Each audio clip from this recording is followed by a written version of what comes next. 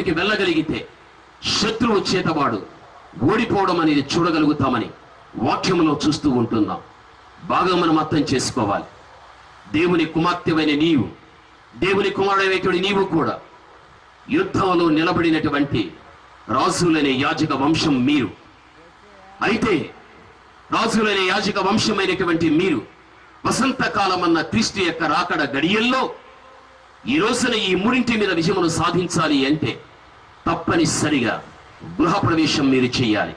అంటే ఒక స్థలాన్ని తీసి దానికి పునాది వేసి దానిపైన కట్టడ కట్టి దానిపైన పైకప్పుని వేసి అనేక మంది వ్యక్తులు చూచేటప్పుడు అది ఆకర్షణీయంగా ఉండటానికి ఒక సుందరవంతమైన గృహంగా తయారు చేసి ఆ గృహాన్ని నీవు ప్రతిష్ఠించి ఆ తర్వాత యుద్ధంలో నీవు గెలుపు పొందుతావని దాని అర్థం. ఈ భాష ప్రపంచంలో కనిపించే మనుష్యుడు కట్టుకున్నటువంటి కొత్త గృహములకు గృహప్రవేశం చేయమని కాదు దాని అర్థం. ఆ గృహం ఏది అంటే మొట్టమొదటి కొరింథీయులకు రాసిన 3వ అధ్యాయం 9వ వచన భాగములో చూడగలిగినట్లయితే ఆ గృహము ఏమిటో 1 కొరింథీ 3:9లో స్పష్టంగా వ్రాయబడి ఉంది. చదువుకుందాం. మేము దేవుని యొక్క జత పనివారమై ఉన్నాము. మీరు దేవుని యొక్క వ్యవసాయమును దేవుని యొక్క గృహమునై ఉన్నారు. చాలు తల్లి. ఈ మొట్టమొదటి కొరింథీయులకు రాసినటువంటి పత్రికలో 3వ అధ్యాయము 9వ వచన భాగములో చూడగలిగినట్లయితే వాక్యం చెబుతూ ఉన్నది, అక్కడ మీరు దేవుని యొక్క గృహమునై ఉన్నారు అని వ్రాయబడి ఉన్నది. దేవుని యొక్క గృహమునై ఉంటున్నారు. మనమెవరు అంటే దేవుని యొక్క గృహం అరికాలు మొదలుకొని నెడినెత్తి వరకు ఉన్న ఈ దేహం దేవుని యొక్క గృహం. బైబిల్ చాలా స్పష్టంగా మనకు తెలియపరుస్తూ ఉంటున్నది. బాగా మనం అర్థం చేసుకోవాలి. మన కంటికి తెలిపించేటువంటి క్రొత్త గృహాలు కాదు గృహ ప్రవేశం చేయవలసినది. ఈ దేహమే దేవుని యొక్క గృహం.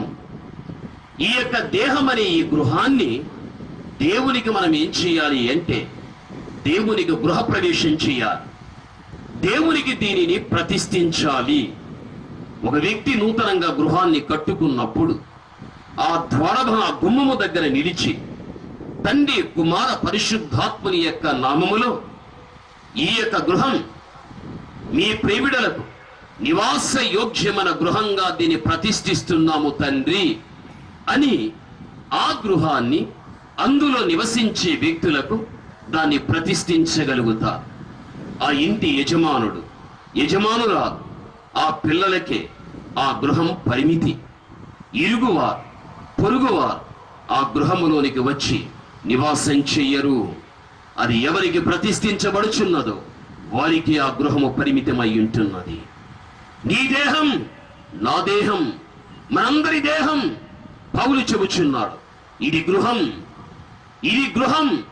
ఈ గృహాన్ని దేవునికి మనం ఏం చేయాలి అంటే దీన్ని ప్రతిష్ఠించాలి. దేవునికి దీనిని గృహప్రవేశం చేయాలి. బైబిల్ మనకు ఆ విధంగానే సెలవిస్తూ ఉంటున్నది.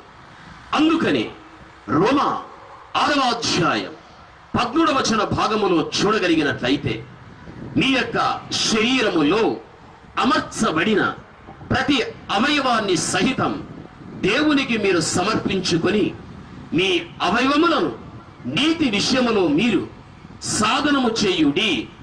దుర్నీతి విషయములో మీ అవయవములను సాధనము చేయకుడి అని బైబిల్ చాలా స్పష్టంగా మనకు తెలియపరుస్తూ ఉన్నది.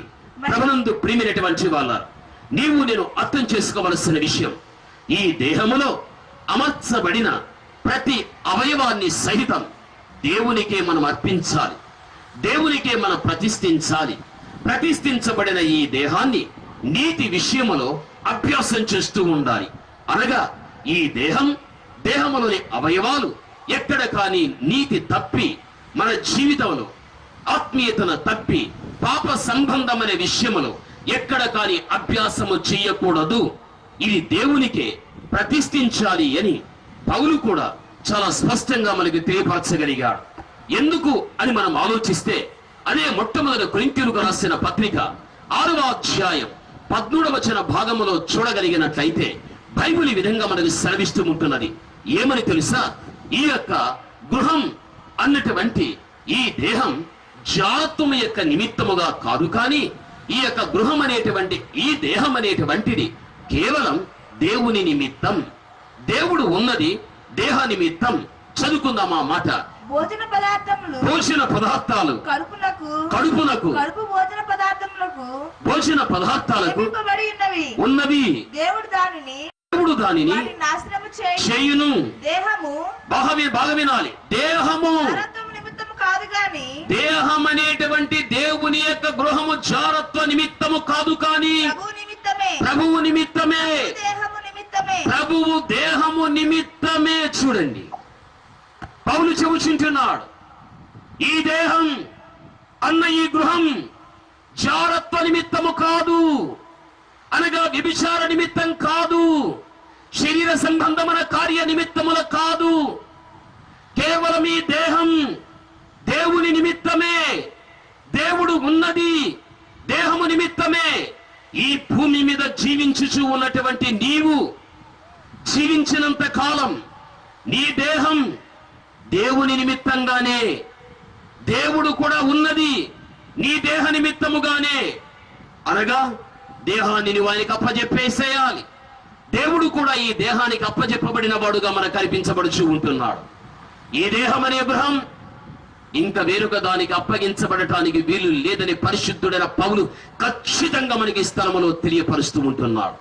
ఈ రోజున దేహాన్ని కలిగి ఉన్నటువంటి నీ యొక్క జీవితంలో ఇది దేవుని యొక్క గృహమని, దేవునికే దీన్ని ప్రతిష్ఠిత చెయ్యాలి అని, ప్రతిష్ఠిత చేయబడినటువంటి ఈ దేహమన్న గృహములో దేవుడే నివసించాలి అని, నివసించినటువంటి దేవుడే నన్ను ఆధ్యాత్మికంగా పాలించాలి అని, ఆయనే నన్ను నడిపించే వ్యక్తిగా ఉండాలి అని ఎప్పుడైనా ఎన్నడైనా ఏ సమయములోనైనా నీ వివిధముగా యోచించి ఆలోచించి ప్రభు సన్నిధిలో ప్రార్థించి నిన్ను నీవు అర్పించుకున్న పరిస్థితులు ఉంటున్నాయా?